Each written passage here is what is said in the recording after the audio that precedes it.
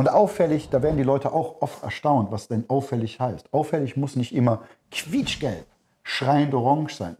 Selbst ein Beige, und da kommen wir dann auch mal dazu, wenn wir wirklich ins Futter gehen. Ja.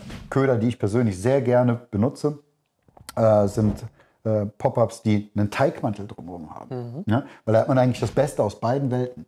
Dieses Beige, was diese Boilies haben, das werden wir dann nochmal zeigen, hebt sich von den meisten Gewässeruntergründen erschreckend stark ab, weil es eine Farbe ist, die eigentlich sehr selten am Gewässergrund vorkommt. Und dazu haben sie aber noch eine Teighülle eben, die sehr viel Nährstoffe freigibt und dadurch eine unglaublich hohe Lockwirkung eben auch entfaltet.